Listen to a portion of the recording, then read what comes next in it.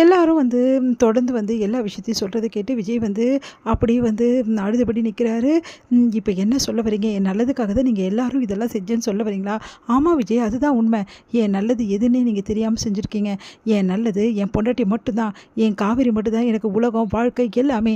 அவளை பிரித்த ஒரு நல்லது எனக்கு தேவையே கிடையாது. எப்போ என் பொண்டாட்டியை பிரித்து என் நிறுகத்தை நிற்க வச்சிங்களோ, எப்போ என் குழந்தைய அம்மா கிட்டேருந்து பிரிச்சிங்களோ, அதுக்கப்புறமா உங்களை மன்னிக்க நான் தயாராகவே இல்லை. என் மூஞ்சிலே யாரும் முடிக்காதீங்க அப்படி சொல்லிட்டு போகிறாரு. அதெல்லாம் கேட்டு எல்லாருமே அதிர்ச்சி அடைகிறாங்க. அடுத்து விஜய் ஒரு முடிவுக்கு வராரு.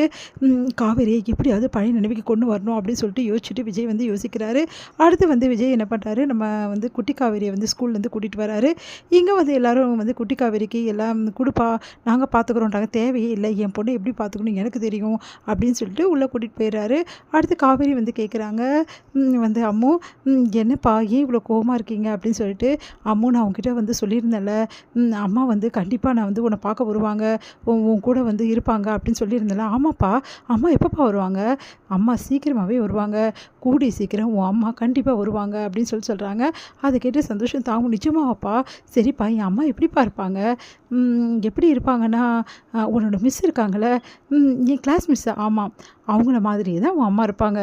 நிஜமாவாப்பா? ஆமாடா செல்லம், உங்கள் கிளாஸ் மிஸ் மாதிரியே தான் உன்னோட அம்மா இருப்பாங்க.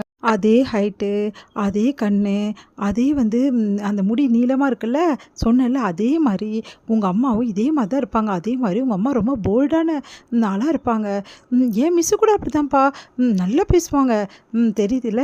அப்போது உங்கள் மிஸ் தான் உன்னோட அம்மா. என்னப்பா சொல்கிறீங்க? உன் அம்மா மாதிரியா செல்லம் அப்படின்னு சொல்கிறாரு. உடனே நிஜமாவாப்பா, என் மிஸ் மாதிரியே இருப்பான். உன் மிஸ்ஸே தான், உன் மிஸ் மாதிரியே தான் இருப்பாங்க அப்படின்னமா சொல்கிறாரு. அதை கேட்டு சந்தோஷம் தாங்க முடியல நம்ம குட்டி காவேரிக்கா அப்படியே கட்டிக்கிறா. எனக்கு ரொம்ப சந்தோஷமாக இருக்குப்பா, என் மிஸ் மாதிரியே இருந்தால் எனக்கு ரொம்ப நல்லாயிருக்கும். என் மிஸ் மாதிரி என்கிட்ட ரொம்ப பாசமாக இருப்பாங்களப்பா, ரொம்ப ரொம்ப பாசமாக இருப்பாங்க. உன் மிஸ் மாதிரியே உன்கிட்ட அவ்வளோ பாசமாக இருப்பாங்க. என் மிஸ்ஸும் இது தான்ப்பா சொன்னாங்க. எனக்கு எவ்வளோ சந்தோஷமாக இருக்குது தெரியுமா? என் அம்மா வரப்போகிறதையும் என் கூட இருக்க போகிறதையும் நான் என் மிஸ்கிட்ட சொல்ல போகிறேன்ப்பா அப்படின்னோடனே, சொல்லுடா செல்லம் அப்படின்றாங்க. எப்படியாவது குழந்தைகிட்ட எல்லா விஷயத்தையும் ஒன்று ஒன்றா சொல்லி காவேரிக்கு ஞாபகப்படுத்தணும். அப்போ தான் காவேரிக்கு பழைய ஞாபகங்கள் எல்லாமே திரும்பி வரும். சீக்கிரமாகவே ஞாபகம் வந்துட்டோன்னா காவேரி ஒரு நிமிஷம் கூட அங்கே இருக்க மாட்டா, என்னை தேடி வந்துடுவா.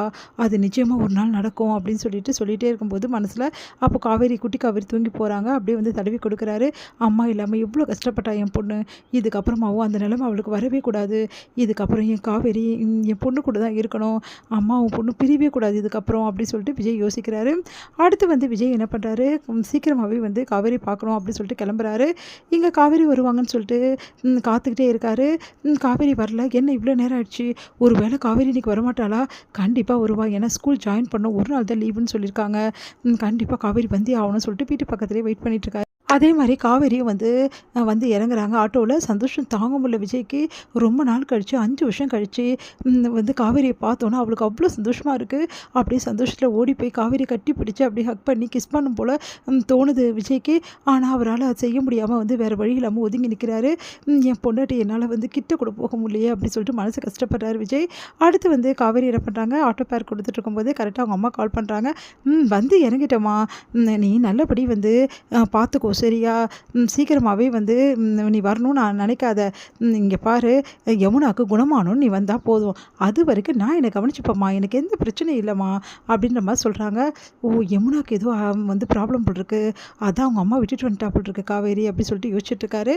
அடுத்து சரிம்மா, நான் கொஞ்ச நேரத்தில் ஸ்கூல் போகணும், கிளம்பணும், ஆனால் நான் வச்சிடுறேன், ஸ்கூல் போயிட்டு உனக்கு கால் பண்ணுறேன் அப்படி சொல்லிட்டு காவேரி வச்சிடுறாங்க. இது எல்லாத்தையும் கேட்ட விஜய் காவேரி ஸ்கூல் போகிறாங்க. முதல்ல காவேரி ஸ்கூலில் போய் பார்க்கணும், காவேரி கிட்ட கண்டிப்பாக பேசணும் அப்படி சொல்லிட்டு முடிவு பண்ணுறாரு.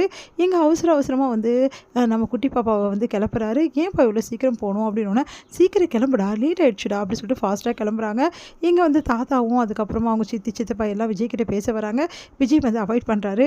இங்கே பாருங்கள், யார்கிட்ட நான் பேச தயாரில்லை, என் பொண்ணை எப்படி பார்த்துக்கணும், என்ன பார்த்துக்கணும் எல்லாமே எனக்கு தெரியும். இதுக்கப்புறம் என் வாழ்க்கையில் நல்லது செய்கிறேன்னு சொல்லிட்டு ஏதாவது ஏடாகுணம் பண்ணிங்க, அப்புறம் நான் மனுஷனாகவே இருக்க மாட்டேன் அப்படி சொல்லிட்டு போகிறாரு. அதிர்ச்சி அடைகிறாங்க எல்லாரும்.